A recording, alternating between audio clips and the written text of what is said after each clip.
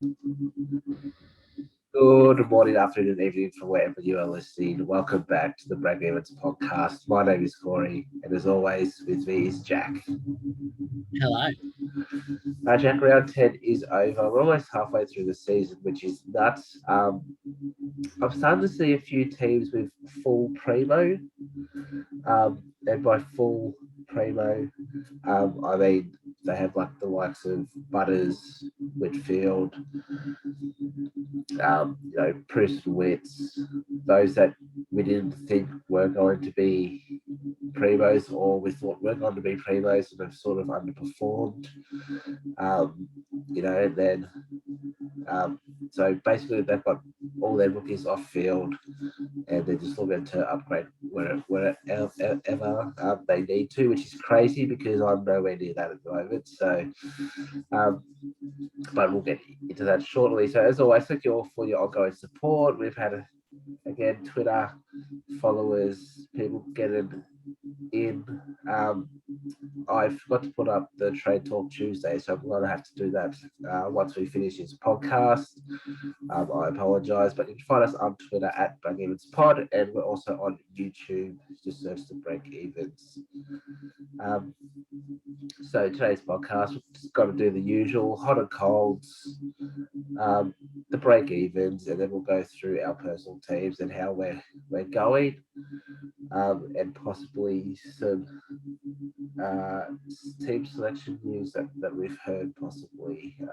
I know you had one that involved a Bulldog star that people try to trade in, Jack. So when we get to that game, you can let us know. I think you've got that game, or do I? I'm not sure. I think I might. No, I don't have it. You got I it. do, yeah. So, but anyway, Jack, how did you go this week? Yeah, no, look, another good week.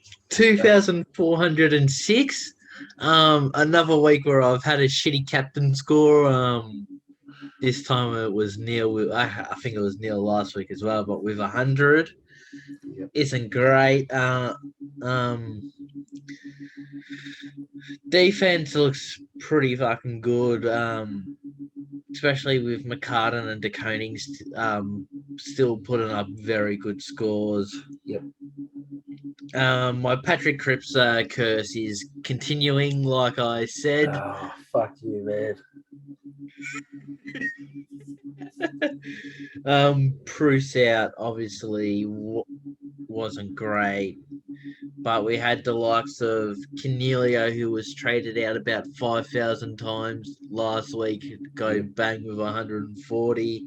Played a lot of time in the midfield there, so.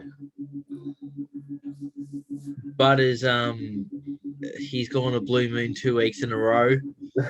But then we also had Took, who scored 59, which was disappointing. But yeah, no, if I go back here, I jumped another 4,900 spots in the season rankings. I'm finally under 20k.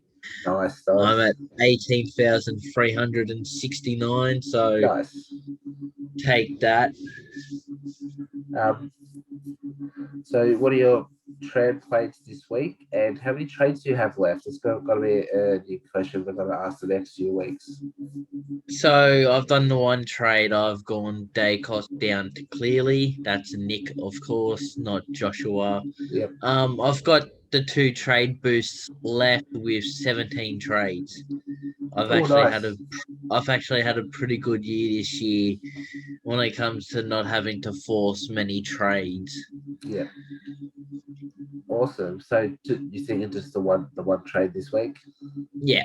And does that leave you a bit of dosh for next week? Yeah, I've got 315k, so I'll be able to chuck either McCartan or De Koning up to a primo defender. Nice. And that's it for your team? Yeah. All right, so I'll move on to my team. I scored 2,302, so not as much as Jack, and you can tell with our rankings. Jack, as of late, has been scoring really, really, really well, and I haven't. But I did go up 985 ranks this week. Hey. Great. So now I'm ranked 28,716th, but I'm expecting that to change very soon. And I'll go through that in 2 seconds. I had a donut this week though, so I scored 2,300 with a donut. And that donut being Bruce. Bruce out due to an illness. And because I have kept him English, he was on my bench in the ruck, and as we know, he was not playing. So I had to take a donut there. But I had the VC on Clary Oliver, and he scored 178. So Yeah. because Bruce was out, I was able to loophole and take that. So that helped me a lot. But Tim English is back this week. We tweeted it out on Monday night, I believe. There was rumours going around, and we jumped straight on it, and they announced it today. So we're about 36 odd hours ahead of Channel 7 news. So sucked in Channel 7.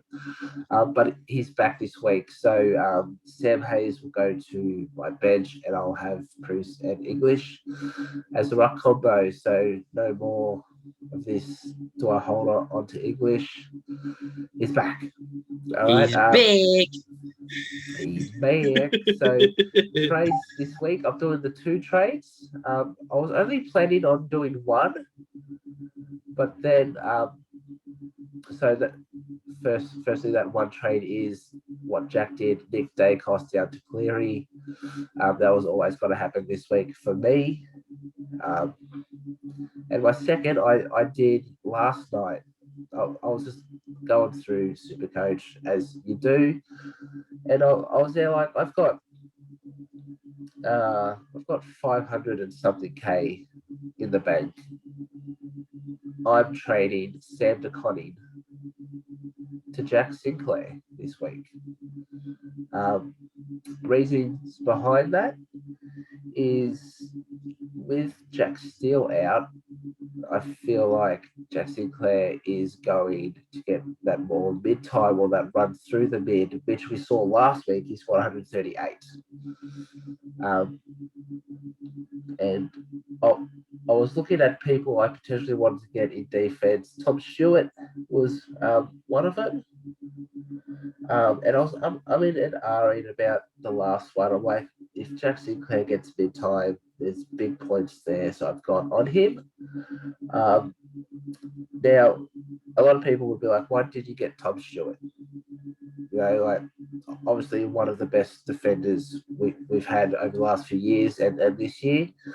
I'm going to wait till after his bye, just because if I get him in, it actually ruins the amount of players for that round. And he should be dropping a little bit more cash. I'm getting obviously a bit cheaper. So that's why I didn't get Tom Stewart, but everyone else I basically have, which is good. And that leaves me with 301K left over for next week. So next week, I am looking at getting Bontempelli in as a forward. So I'll probably got Nick Martin to Bont. So there's a trade there to do. Using those 2 trades this week, I have 14 trades left, which is a little bit scary. I would have liked a few more, but I've had to, just because wrong rookies, and obviously having Whitfield wasn't great. So yeah, that's my plans. I'll quickly go through the VC and C options before we go through the break-evens team. All right, so we will start with Clayton Oliver. This is the twilight game Saturday, so 4:35. Melbourne are playing Freo. He averages 110 in the last three. Now you'd be like, oh, that's not that great, but it's Clary Oliver. He's been on a heater lately. He's played Freo, who don't tag, so there's a big chance that he can go big. Next, Lockie Neal versus GWS. The first game on the Saturday, averages 119 against the Giants in his last two games. I didn't go back an extra year to find that third game against the Giants, but the last two, 119. So the most recent, he didn't play because which was last year due to injury, but the two before that, he averages 119 against the Giants. So there's an option there. Next, we'll go Max Gorn. So as I said, twilight game Saturday, averages 125 against Freo, and that's with Sean Darcy in and Sean Darcy fully fit. Now, Gord's been down a little bit with that knee injury, so possibly we won't see that 125 average, but I'm just trying to give you guys, the last three samples that we've got on Supercoach Gold about how these players go. So God usually averages well against Freo, even with Sean Darcy in.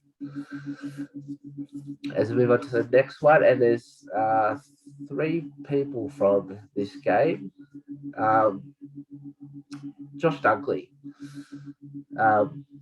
played the Eagles Saturday night, so I'm guessing most people out there look if any of their big players have played either North Melbourne or played West Coast, and Dogs have West Coast. So Josh Dunkley, 127 in his last two games against West Coast. Obviously, his shoulder injury last year didn't play, but before that, the two before that, 127, which is massive. Might as well finish out this game. Jack McRae averages 130 against the Eagles. I believe it's down here. Let me quickly check. Oh no, it's over there. So the bigger ground doesn't really suit Jack McRae, but 130 against a team, you'll definitely take that. And the last one is Marcus Bontempelli, averages 135 against West Coast. So three options there. I think I'll be going McRae as one of those. So very good there. Next one, Sam Walsh averages 137 against Collingwood. They play the second game on Sunday, so he'll be a captain option. I'd just like to point out, in that 137 average, his last score or his second last score was 193 against Collingwood. Obviously, we don't tag, and our midfield, especially with Grundy out now, leak points. So Sammy Walsh could go absolutely massive, and he seems to do well against us. And finally, I've got a smoky here. I like to do a smoky in these VC and C options.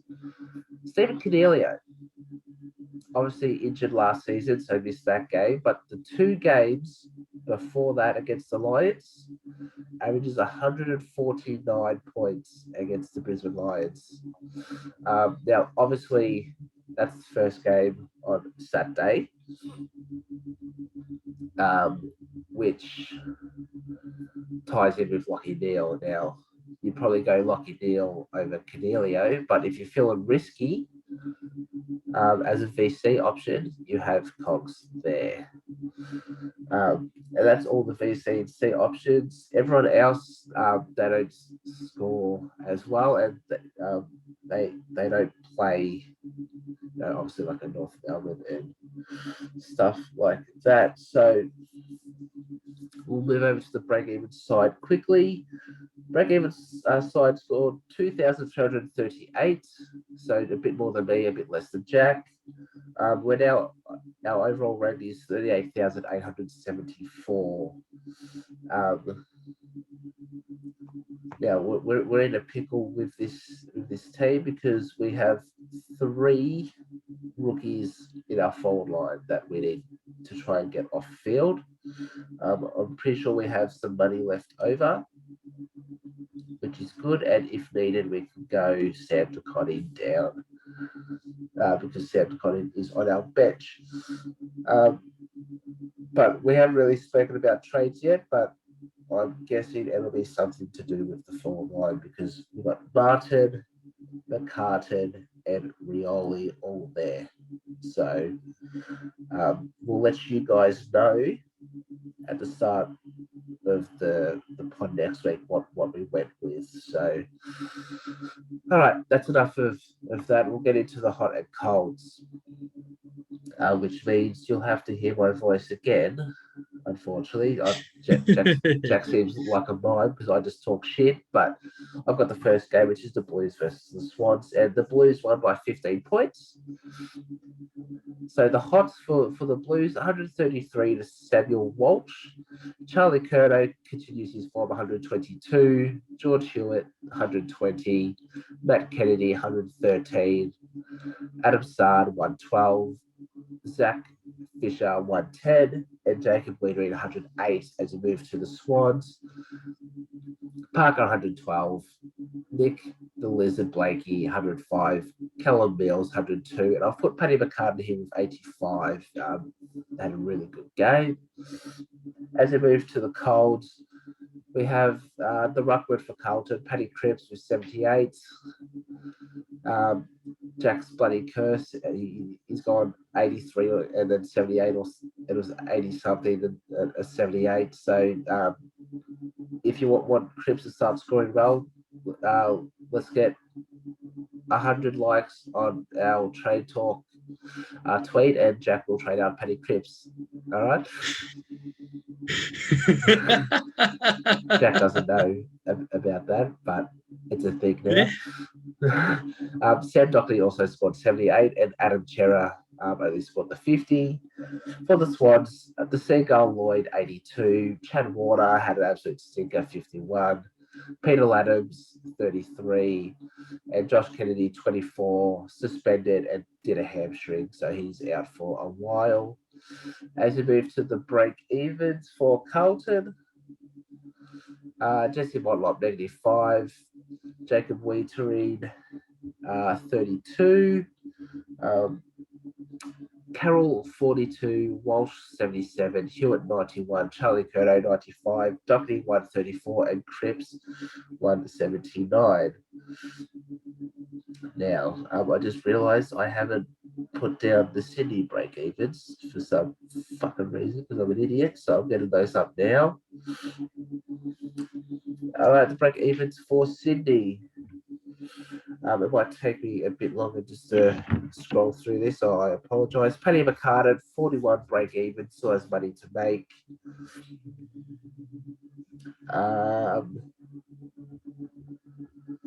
Isaac Heaney, 99, averages 106. So I think he might get that. He's got a 94 last week. Luke Parker, 102. You think he gets that? Mills, 108, should get that. And those that still have Jake Lloyd or looking to get Jake Lloyd, he has a break even of 112. That's it for that game. Jack, you take over Geelong versus Port Adelaide. Yeah, Geelong won by 35. Starting off with the Hots. Cam Guthries had a blue moon. He's gone all Vegeta on him. He's scored 124. There's been a few hundreds by Guthrie lately. Then we have Tommy Stewart doing Tommy Stewart things with 122. Jeremy Cameron, I gave him slack last week because he scored a 60-odd. He's gone, yeah, stuff you, Jack, a big 114. And then Mark Blitzars with 101. Going over the Port, we've got Dan Houston, 139, who is looking like a genuine defender choice this year. He's been pretty consistent with the hundreds, where he's usually on and off. Like I said earlier, Zach Butters, 118, a second blue moon. And then my boy Ollie Wines, 101. Getting into the cold, we got Paddy Dangerfield, calf. He's done it again. Yep. He's got Britney Spears playing in his bloody Oops, playlist, that's for sure. Tyson Stengel, 65. And then going over the Port, Connor Rosie, 46. Rowan Marshall, 53. He's one who's been killing it lately. And Rowan Marshall, you mean Todd Marshall? Todd Marshall, yeah. Well, Rowan Marshall's also shit. So, yeah, Todd Marshall, 53. And then the old reliable, as I think it's Wayne Carey says, he ages like fine wine. Travis Boak only with an 86. Yep. Getting into the break-evens, Cooper Stevens, minus 57, which is pretty good. DeConing, 43, and Tom Stewart, 114. They're the only three I really thought were necessary. Yep. Oh, no. Stengel, 133. No one cares about Stengel. He's But irrelevant now. that was just in case someone was stupid enough to keep him. But Geelong, they're not a super coach team this year. It's Stewart and rookies, and that's it. Going over to Port Adelaide, we've got Daniel Houston with a 79, Oliver Wines with a 73, Samuel Hayes with a 52, and Zachary Butters with a 33. And that's all I've got for Geelong Port. So I've got something to say about one, Ollie Wines, and two about Supercoach draft. All right. With my second pick in draft, I took Ollie Wines. Okay. When he had that game where he had the heart issues and it was said he was out for a while, I proposed a trade to one of the people in our league. It was Ollie Wines for someone, right? And at the time, that person was going absolutely nuts. Ollie Wines came back. I think it was a week later or the week after that. It was a couple of weeks, I'm pretty sure. Yeah. 2 weeks. Came back, and I got an email last week. Your trade has gone through. Like, what the fuck? What trade? The trades stay there. It's not after, it has like to the weekend, and if it doesn't go through, it's been cancelled. It stays there, and the person accepted the trade, and they got Wines' score of 155 last week. So now I don't have Ollie Wines. It's absolute bullshit. So fuck draft. Fuck it. And fuck Ollie Wines. Oh, you've had a shocker year, haven't you? Hobbs, draft, Wines. I mean, my draft team's been doing pretty well, but now that I've lost my second pick, it's not great. Anyway. Oh, you mentioned it. I haven't checked my draft in a while. So moving on to the next game. So I had the Bulldogs versus Gold Coast. Doggies won by 19. It was a bit closer than we thought. There was a couple moments there when we thought that the Suns were a big chance, but the Dogs held on. So Bond scored 130. Ed Richards 121. He was marking everything. He was everywhere. Baz Smith 117. Josh Dunkley 116. The astronaut and the Collingwood medalist Aaron Orr 114. Jack McRae only 104. I've put Robbie McCombie with 78. He's been in some good form lately. And Luke Cleary 75 I've got there. As we move to the Suns, there's only 3 people. Jared Witts 131, keeps chugging along. David Swallow 119. And Joel Jeffries scored 95. Absolutely dominated. As we move to the Colds, for the Doggies, I've put Caleb Daniel 86, and in capitals, I've put Buku Carvis.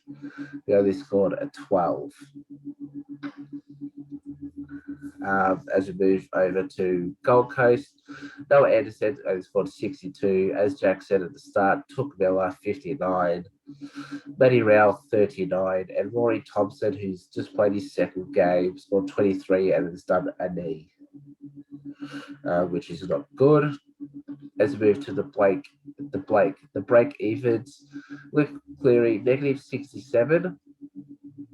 Buku has a break even of 9, McComb 15, Trelaw 56, Baz Smith 65, Bond 91, Libba 102, English, who's back this week, 103, Josh Dunkley 105, and Jack McRae 145. As we move over to Gold Coast, Joel Jeffrey negative 45. He's played 2 games, averaging 70 odd. I think he's 150 to 170 odd K as a forward. Roses 12, Witt 119, Matt Rao 128, and Miller 167. Now, Jack, you had some news about one of those big dog boys. What was it? So Bailey Smith was away from the Bulldogs today with an illness, and he is in doubt to play this week. Which is big because he has, one, been playing really, really well, been scoring high, and 2, he's in line for DPP, which means if he doesn't play this week, then it's locked in. And he was a target that people have been looking at for this week and next week. So fingers crossed that he plays, but also I'm thinking fingers not crossed, because the break even is 65. If he doesn't play this week and plays next week, I could possibly get him in. So we'll see how that goes. But also on the DPP, the Bond has played 39% or 37% time in the forward half in the last 5 odd rounds, which means he only has to play, I think it's 15 to 17% forward this week, and he's locked in for DPP, which means we are going to have a premium midfielder in our forward line, and someone that I'm looking at. So that's it for that game. Jack, take it away with North Melbourne versus Melbourne. Just before I do that, Yep. You won't believe it. I just had a look at draft. It's me versus you again. Oh, fuck. All right. I won the last one, did I? No, I did. Ah, fuck. All right, Come on. That's right. I brought in Charlie Curto this week, so I sucked in. That's right, I got Darcy Moore. Yeah. Darcy Moore's going to play on Charlie Curto, so Curto's getting a double time. All right, so Melbourne versus North Melbourne. Believe it or not, a Melbourne side won. Sadly, the first part wasn't North. But in saying that, it's North Melbourne's best game in the last 10 weeks. They only lost by 47. Oh, look at them go against the Premiers. And to start off, hot for North Melbourne, the highest score of the year comes by Aidan Corr with 136. Now, I don't know if that's true or not, but that's a very big score for a North Melbourne player. That's almost as many points they've scored for the season.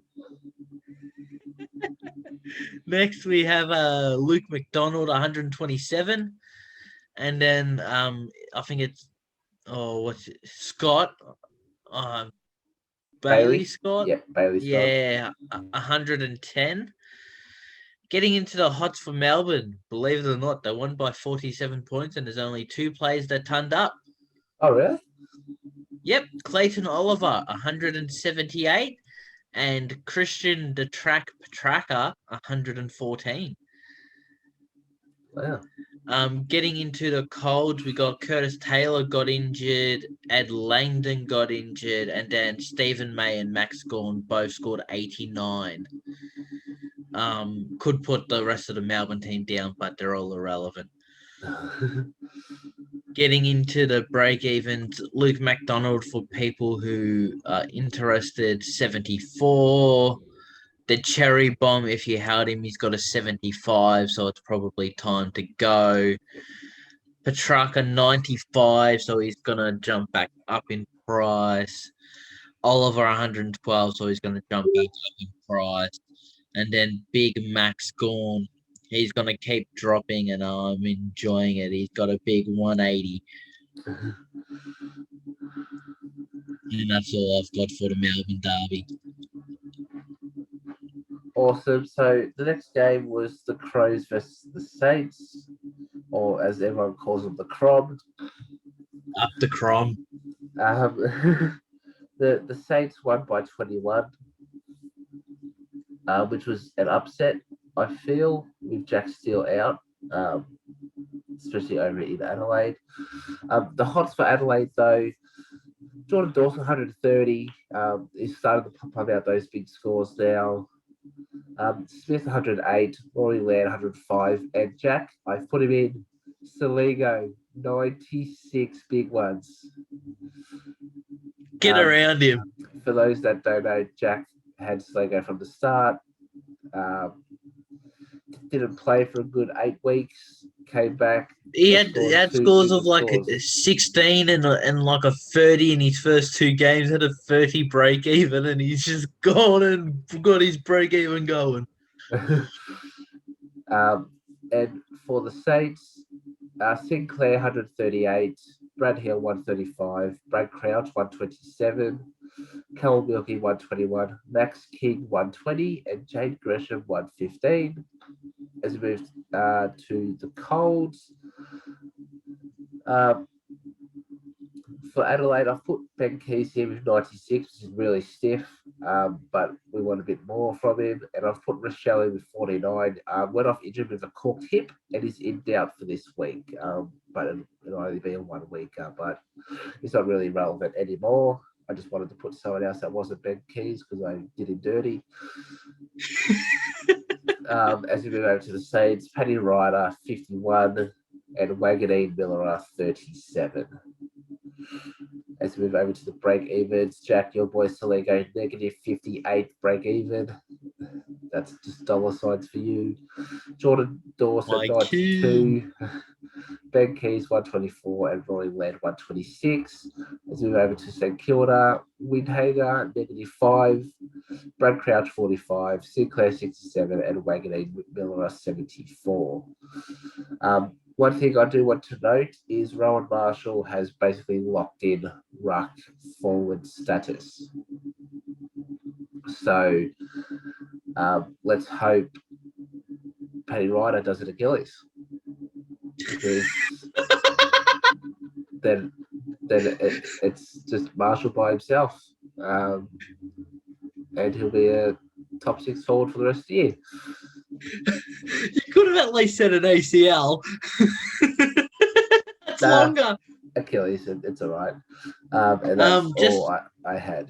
Yep. Just one thing on that game. Jordan Dawson played key forward and mainly played forward, not backline. And he kicked 2 goals.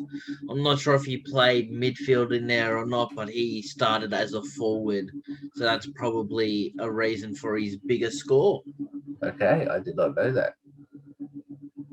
Now, getting on to the best game of the round, Dreamtime at the G, Richmond Essendon, and the Tigers won by 32.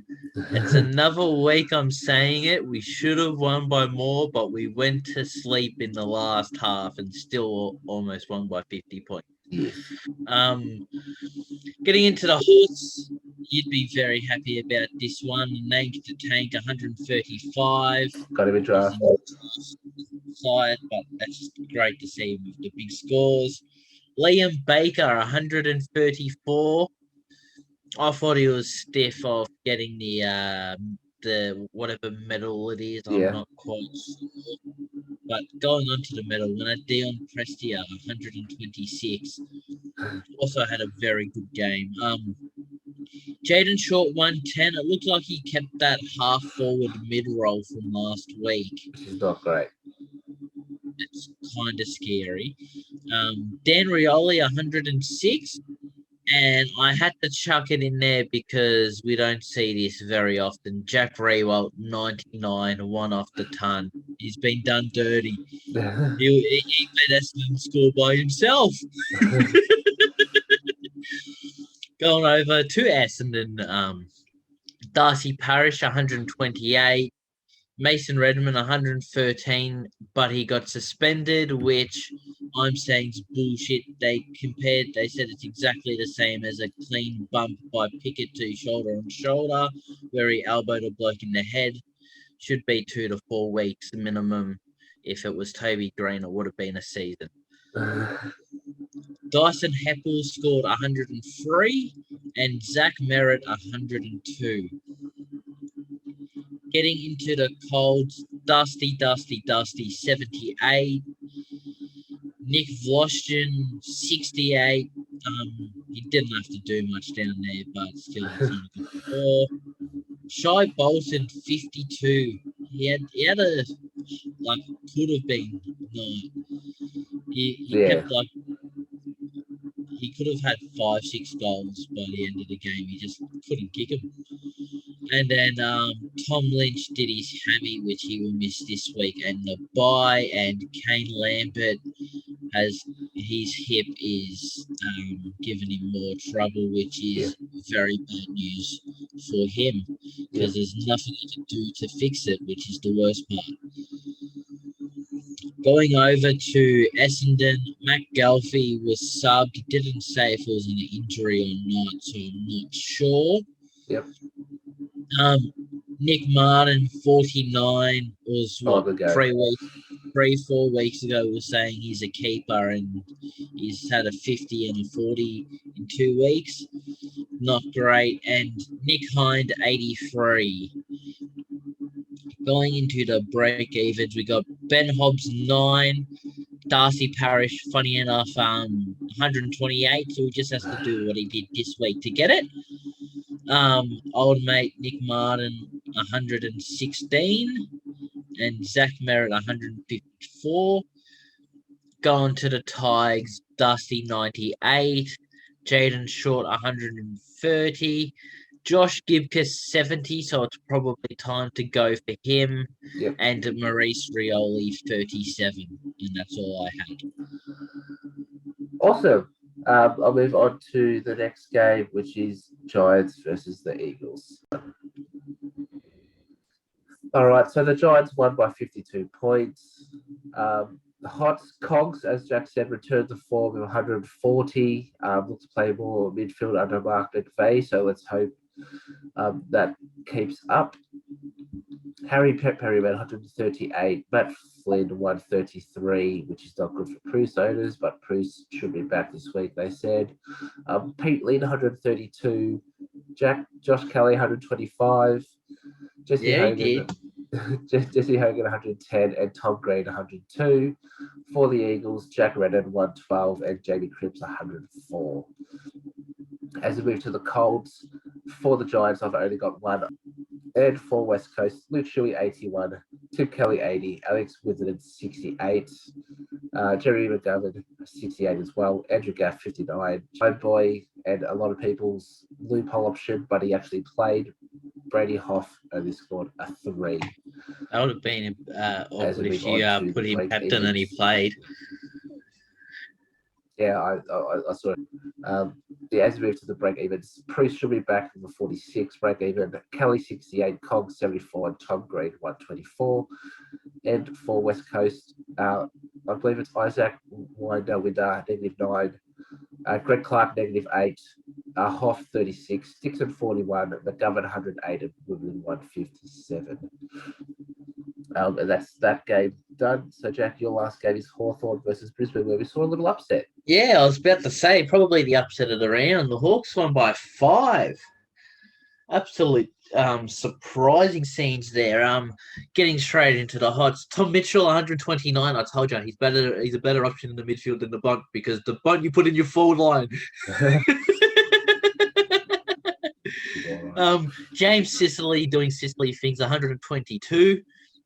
Someone who's been in some pretty good form the last couple of weeks, Jai Newcomb, with another big score of 121. Yep. He is an absolute bull. And then my man, Dylan Moore, was on about 20 Supercoach at halftime. He's gone in the third quarter, and for the first time, he's kicked the goal in the second half, and he's gone and scored 101. He's back. Going into the hots for the Lions, we got Daniel Rich, 127. Jared Lyons, 113. He's had a couple of weeks of good scores, so he might be an interesting pod. Kitty Coleman has finally shown why people thought he was a good rookie at the start of the year with 104. Darcy Fort with 103.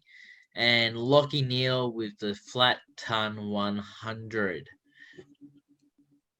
Getting into the colds, Will Day had an injured ankle. Apparently, he could be playing this week.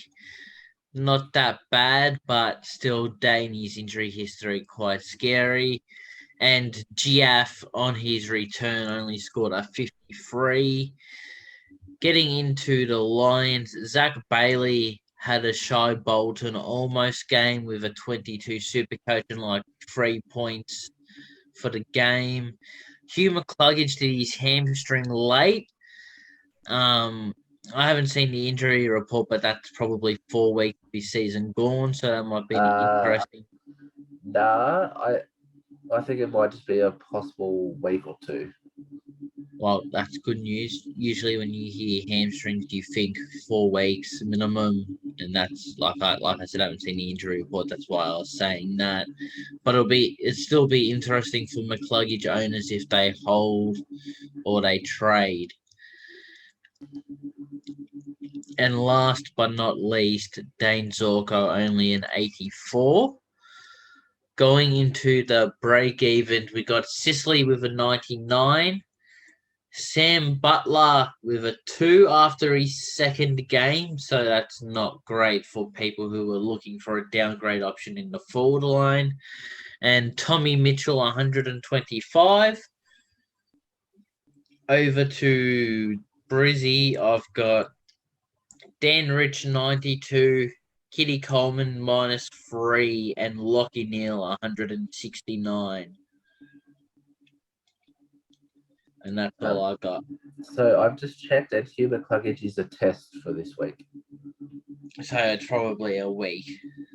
Yeah, so it says here, him and Dan McStay will have to get through main training on Thursday. They both ran lightly on Tuesday, and McStay did some agility work. So yeah, McCluggage should be all good. So the last game, and this was actually the best game of the round, Jack. I don't know what you're talking about before. Freo versus Collingwood. I tipped Freo, being a Collingwood supporter, thinking we'd lose, but we won by 6 goals, a flat 36. The hots for Freo, though, Brody, 144, absolute keeper. I'm glad I brought him in a couple of weeks ago. I wish I would have started him, but that Fife back, what's it say, 1 to 2 weeks, he'll be back. So let's see how he goes then. Shrek Darcy, 134. Sarong Jack, 107. Yeah, the breakout king is arisen. Yep, 3 times in a row. Dave Mundy got his age of 105. Jordan Clark also got 105. And Luke Ryan decided to turn up in 102. And for Collingwood, those that jumped on Darcy Cameron, I wish I had the trades to do so. But I did it a few weeks ago. Darcy Cameron, 130 Supercoach points, and Jack Crisp, 107. As we move to the Colts, I've only got one for Freo. That's Eddie Brayshaw with a 94. We want a bit more from him there. You like being keys a little hard. Yes, but for Collingwood, Lipinski, 79, Jeremy Howe, 77, Pendle, 73, and Mason Cox, a 19, hurt his finger, subbed out, but he's a test to play this week. Yeah, it was dislocated. Okay. And the break evens for Freo, you've got Brady with 45, so he's got to be up over 500k soon. Luke Ryan 86, Heath Chapman, for those who still have him, was 115, so it's time to jump ship, but I'm pretty sure everyone already had. Eddie Brayshaw 139, and Shrek Darcy 164 super coach points. It doesn't tend to score that well against Max Scorn. And for Collingwood, Cameron 45, Howe 70, Jordan DeGoey 85, Nick Dacos 88. It's time to jump off. Ginnivan 88 as well. Lipinski 91, Crispy 122, and Pendles 142. And that's it for all of the games. For I last do round. Jack, with the Collingwood Freo game. When I with the same source about Bailey Smith, Jack Ginnivan is a 50-50 to play this week. He has to get through main training. I'm guessing it has to do with that shoulder from the tackle. Yep. But he is no guarantee to play this week against the Blues, and if he's out, that's a big out for the Pies. Yeah. I totally agree. I haven't seen that, so I must have missed it. But also that game, if you're worried about people's scores, it was bucketing down rain. Basically played in mud. It was horrible conditions. I haven't seen any worse in a long time. Yep. So hopefully this week it's at the MCG, so there might be a little bit of rain, but it's meant to be a good day Sunday. All right. Well, expect some better scores there, but that'll do us for tonight's podcast. Was there anyone we missed? Let us know on Twitter at the Breakevens or in the YouTube comments. Just search the Breakevens and you will see our logo there. Thank you again for all of your support and for listening. As we said last week, we're over 200 followers on Twitter, which is amazing. And don't forget we're on Apple Podcasts for those who are watching this on YouTube. Don't forget to hit us up on Twitter, as we said, and in the YouTube comments below. So good luck to everyone for round 11. And on that note, as always, until next week, it's time for now. It's bye for now.